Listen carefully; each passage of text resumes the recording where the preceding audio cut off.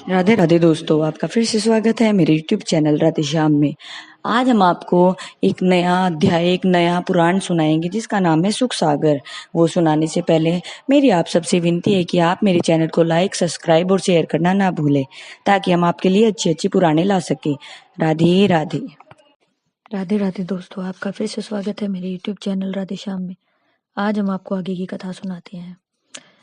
वे अचल कहलाती हैं। सो चल और अचल दोनों मूर्तियों को स्नान कराने और चंदन लगाने पर उपरोक्त भूषण वस्त्र पहनाना, धूप दीप माला अक्षत पुष्प तुलसी दल आदि से पूजन करना चाहिए। लेकिन चित्रकारी तस्वीर को स्नान न कराकर शुद्ध व साफ कपड़े से पोंछना चाहिए तथा जो पृथ्वी पर चबूतरा और आदि बनाया हुआ हो, सर्वप्रथम उसमें प्रभु का ध्यान करके विधि पूर्वक पूजन करना चाहिए। लेकिन जो मानसिक पूजा करना चाहे उसको चाहिए कि वह मेरे सुदर्शन चक्र, पद्यन शंख गदा पद धनुष बाण वैजयंतीमाला हल मुसल धारण किए हुए चतुर्भुज रूप का नंद सुनंद गणेश दुर्गा वेद व्यास इंद्र आदि देवता तथा गरुड़ आदि पार्षदों के सहित ध्यान करना चाहिए। और भोजन की जितनी भी स्वादिष्ट वस्तुएं हों उसको साफ सुथरे स्वच्छ तरीके से बनाकर ठाकुर जी का भोग लगाना चाहिए। यदि अप्रतिदिन उत्तम भोजन नहीं बनाया जा सके तो अन्नकूट के दिन 36 प्रकार के व्यंजनों से अवश्य ही ठाकुर जी को भोग लगाए। जो मनुष्य प्रतिदिन मिट्टी की मूर्ति बनाकर सच्चे मन से ध्यान करे, जो उसे पूजा करने से पूर्व आवाहन और विसर्जन का मंत्र अवश्य पढ़ना चाहिए। लेकिन देवालयों में स्थापित मूर्तियों का आवाहन और विसर्जन करने की आवश्यकता नहीं होती। निराकार रूप की पूजा करने वाले को समस्त चराचर जीवों को मेरा ही रूप समझकर सदैव मेरे ही चरणों का मन से ध्यान करना चाहिए। हे मित्र, जो भी कोई मनुष्य देवालय बनाना चाहे तो उसे चाहिए कि वह सर्वप्रथम उस मंदिर के नीचे कोई जागीर लगाकर एक पुष्प वाटिका में भी लगा दे, जिससे देव प्रतिमाओं की अच्छी तरह पूजा होती रहे। लेकिन यह बात अवश्य ही ध्यान रखे कि उस जागीर को कभी भी अपनी मिल्कियत ना समझे।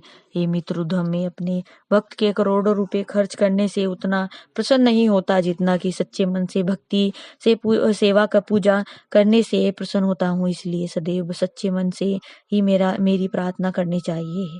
प्रभु श्री कृष्ण जी बोले, हे मित्र, ज्ञानी पुरुष को कभी भूल कर भी किसी प्राणी को निंदा नहीं करनी चाहिए, बल्कि समस्त जीवों में परमेश्वर का एक सा चमत्कार समझकर सबसे प्रेम करना चाहिए, क्योंकि दूसरे की बुराई करने वाला अवश्य ही नरक में जाता है। अतः मनुष्य को चाहिए कि सदैव प्रभु में अपना ध्यान लगाए, अपना मन कभी भी दूसरों की ओर न लगाए। यह बात अवश्य याद रखे कि प्रभु जी सदैव माया के गुणों के साथ सृष्टि को उत्पन्न और पालन करते रहकर अंत में नाश कर देते हैं। हे मित्र, मनुष्य में जब इस तरह का ज्ञान उत्पन्न हो जाता है तब उसका मन संसार से विरक्त होकर मेरी ओर लग जाता है, और जिस भी प्राणी का मन मेरी ओर लग जाता है मैं अवश्य उसका उद्धार कर देता हूँ। प्रभु श्री कृष्ण जी के मुख से इतनी बात सुनकर उद्धव जी बोले, हे संसारेश्वर, आप मुझे माया के कौन कौन से गुण होते हैं उन्हें बताने की कृपया करें। उद्धव के मुख से यह सुनकर प्रभु श्री कृष्ण जी बोले, हे मित्र, हर्ष खुशी शोक दुख क्रोध गुस्सा लोभ लालच मोह लगाव अहंकार घमंड भय डर प्रीति प्रेम शत्रुता दुश्मनी और जन्म मरण से समस्त गुण माया के हैं। यह सब जगत बाजीगर के खेल की तरह झूठा है। यह न आदि में था और न अंत में रहेगा। अतः मनुष्य को ज्ञान रूपी तलवार से संसारी मोह माया की प्राप्ति और मन के सहित इंद्रियों की तृष्णा काट डालनी चाहिए। हे मित्र उद्धव, जिस पुरुष ने भी अपना मन संसारिक मोह माया से हटाकर मन के सहित इंद्रियों को अपने वश में कर लिया है, फिर उसके लिए घर और वन दोनों बराबर हैं। मनुष्य को चाहिए कि वह सदैव अपना मन मोह माया से विरक्त कर सच्चे मन से हरि चरणों में ऐसा ध्यान लगाए कि फिर कभी भी किसी संसारिक वस्तु की चाह न रहे। जिस प्रकार औषधि खाने से प्राणी के शरीर का रोग छूट जाता है, उसी तरह मन और इंद्रियों को वश में करने से संसारी तृष्णा और प्रीति छूट जाती है। जिस मनुष्य ने अपने मन और इंद्रियों को अपने वश में नहीं किया, उस मनुष्य का जप और तप करना वृथा है। इसलिए मनुष्यों को चाहिए कि सबसे पहले अपने मन को वश में करे। इतनी कथा सुनाकर श्री सुखदेव जी बोले, हे राजन, प्रभु श्री कृष्ण जी के मुख से यह ज्ञान सुनकर भक्त उद्धव जी की आंखों में आंसू आ गए और फिर वह हाथ जोड़कर उनसे इस तरह विनती करने लगे, हे जगन्नाथ, आपने जो ज्ञान का दीपक मेरे हृदय में प्रकाशित किया है प्रभु, उसमें मेरे चित्त का माया रूपी अंधेरा इस तरह नष्ट हो चुका है जैसे सूर्य उदय होने पर अंधेरा नष्ट हो जाता है। हे जगदीश्वर, मैं आपसे यह वरदान मांगता हूँ कि मेरा चित्त आपके पावन चरणों का ध्यान छोड़कर कभी किसी के ओर जाने की इच्छा न करे।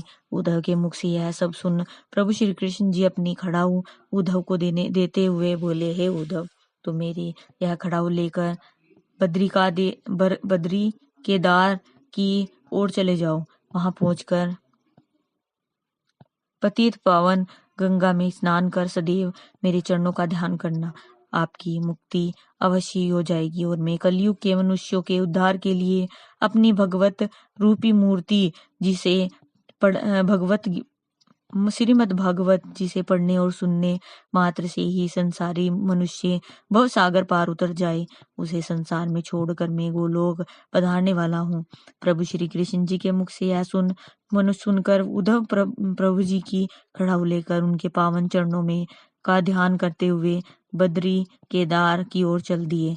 फिर कुछ दिन भगवान के चरणों का ध्यान करने के पश्चात योग अभ्यास से अपना शरीर त्याग मुक्त हो गए। इतनी कथा सुनाकर श्री सुखदेव जी बोले, श्री सुखदेव जी ने प्रभु श्री कृष्ण जी को ध्यान में प्रणाम किया और फिर राजा परीक्षित से बोले, हे राजा परीक्षित, त्रिलोकीनाथ प्रभु श्री कृष्ण जी ने समस्त वेद शास्त्रों का सार यह अमृत रूपी ज्ञान भक्त उद्धव को 11वें स्कंद में सुनाया है और भगवान वेद व्यास जी ने वेद उपनिषद शास्त्रों समस्त पुराणों को मत कर संसारिक विजीवों को कल्याण के लिए श्रीमद् भागवत पुराण को बनाया है।